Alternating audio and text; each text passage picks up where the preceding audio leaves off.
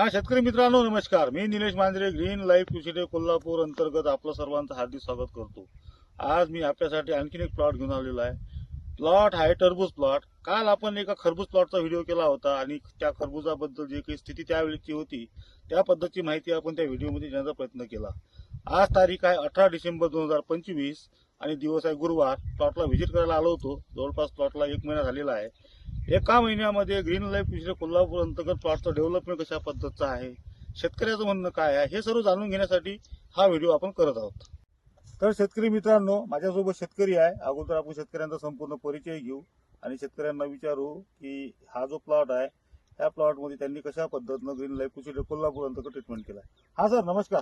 नमस्कार सर संपूर्ण आपला परिचय द्या आणि आपण कोण्या एरियामध्ये राहता, कोण्या जिल्ह्यामध्ये राहता ते सविस्तर सांगा.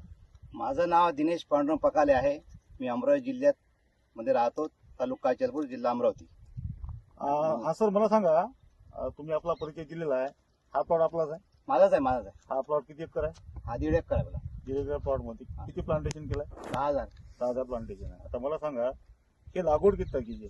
हे 11 महिने 15 तारखेला 15-16 तारखेदरम्यान आपण लागवड 15 केली होती. म्हणजे आजची 18 तारीख, 30-32 दिवस जवळपास झाले. झाले. आता मला सांगा, आणि ह्या प्लॉटवर कशा पद्धतीचं कोण्या कंपनीचं ट्रीटमेंट चालू आहे? माझं ट्रीटमेंट सिग्नेचरच्या माध्यमातून ग्रीन लाईफचं ट्रीटमेंट चालू झालं आहे. ग्रीन लाईफचं ट्रीटमेंट हे सुरुवातीपासून सुरुवातीपासून लागवडीपासून स्टार्टिंग तर आतापर्यंत आपण इथपर्यंत आलेलो आहोत. आता मला सांगा, खूप थंडी आहे. कारण का थंडी जवळपास आपल्या एरियामध्ये 10, 9, 10 हे रात्रीचं असं टेम्परेचर राहून राहिलं. अशाही थंडीच्या दिवसामध्ये तुम्ही जे 15-16 नोव्हेंबर मध्ये प्लॉट लावण्याचा जो निर्णय घेतला, तो निर्णय आज आपल्याला इथपर्यंत आल्यानंतर तुम्हाला काय वाटतं? एकदम समाधानकारक वाटते मला आणि डेव्हलपिंग चांगलेलं आहे. ग्रीन लाईफचे औषध टाकल्यानंतर एकदम मन समाधान आहे सध्या. म्हणजे थंडीच्या मध्ये जो प्रॉब्लेम खरबूज मध्ये येतो, तो प्लॉट डेव्हलप न होणे किंवा पाणी जर कमी जास्त झालं तर त्याच्यामध्ये जे काही आपण सेटिंग म्हणतो खास करून, ते सेटिंग विस्कळीत होणे, हे जे प्रॉब्लेम येतात, म्हणजे खर्च करून सुद्धा हे प्रॉब्लेम येतात. जे आता नॉमिनल लोक केमिकल मध्ये जे प्रॉब्लेम येतात हे तुम्हालाही माहितीच आहे. तसं काही प्रॉब्लेम तुम्हाला वाटले का? दिसून राहिला नाही, काही वाटलं नाही मला. पण म्हणजे प्लॉट कुठे प्युगमेंट नाही पडला, कुठं थ्रिप्सचा अटॅक म्हणा, मररोग वगैरे नाही, काहीच नाही. रोग तर बिलकुल एकदम सॉफ्ट आहे बिलकुल. म्हणजे प्लॉट आपला कोणतेही केमिकल न वापरता, कोणतेही फर्टिगेशन केमिकलचं न करता आपला प्लॉट 30-32 दिवसाच्या मानानं सेटिंग वर लागला. सेटिंग कशा पद्धतीची वाटते? म्हणजे लहान फळं लागली असतील, बारीक बारीक छोटे छोटे फळं लागलेले आहेत. म्हणजे किती असं नाही एका झाडाला तरी 2-3 दिसून राहिले. 2-3 सध्या स्थिती दिसून राहिले. तुम्ही खुश आहात? हा वा. आणि थोडीशी आपण खर्चाची तुलना जर केली तर आपण खर्चाच्या बाबतीत काय बोलू शकता? खर्च थोडासा बाकी थोडा मागच आहे, पण समाधानकारक आहे. म्हणजे समाधान असणं महत्वाचं आहे. कारण का आपण ऑर्गॅनिक फार्मिंग करून राहिलो, केमिकल मध्ये खर्च होतो. आता त्याचंही कॅल्क्युलेशन तुम्हाला मी एकाच दिवशी जेव्हा आपला प्लॉट निघन, जेव्हा तुम्हाला लोकांचा अनुभव येईल आणि ग्रीन लाईफचा अनुभव येईल, त्याच्यामध्ये मी तुम्हाला देईन का बा सर खर्चाची तुलना तुम्ही आता ह्या पद्धत कशी करता हे आपण त्याच्यामध्ये सांगू. ठीक आहे सर, धन्यवाद. तर शेतकरी मित्रांनो, 30 ते 32 दिवसाचा प्लॉट झालेला आहे. सर्व प्रॉपर ट्रीटमेंट हे सुरुवातीपासून ग्रीन लाईफ कृषी कोल्हापूर अंतर्गत आपण केलेला आहे. आपण प्लॉट बघू शकता.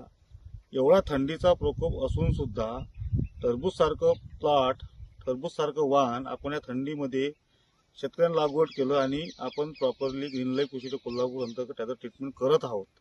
30 ते 32 दिवसामध्ये प्लॉट तुम्ही बघू शकता. वेल सेट असा प्लॉट आहे. सेटिंग प्लॉटमध्ये सुरू झाला आहे. 2-3 फळं असे प्लॉटमध्ये सुरू आहेत. ॲक्च्युली थंडीमध्ये जे केमिकल ट्रीटमेंट शेतकरी करतात त्याच्यामध्ये जो प्रॉब्लेम येतो, तो प्रॉब्लेम असतो याच्यामध्ये सेटिंगचा, प्लॉट डेव्हलप न होणे, वाढ न होणे, ग्रोथ न होणे आणि क्वालिटी न राहणे.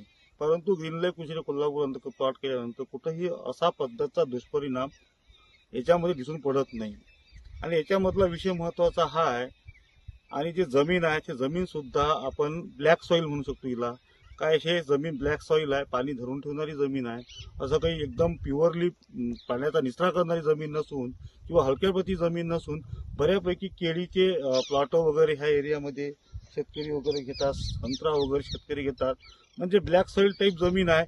थोडी कसदार आणि भारी जमीन असून सुद्धा कुठंही ह्या प्लॉटमध्ये अशा पद्धतीच्या विसंगती किंवा डिस्टर्बन्स आपल्याला दिसून पडत नाही. ही सर्व खासियत ग्रीन लाईफ कृषी कोल्हापूर अंतर्गतची आहे. तर तुम्हाला खरंच ग्रीन लाईफ कृषी कोल्हापूर अंतर्गत हे प्लॉट जर डेव्हलप झालेले दिसत चांगले वाटत असेल तर तुम्हाला स्क्रीनवर नंबर मिळेल, त्या नंबरवर तुम्ही कॉन्टॅक्ट करून ग्रीन लाईफ बद्दल सविस्तर माहिती जाणून घेऊ शकता. धन्यवाद.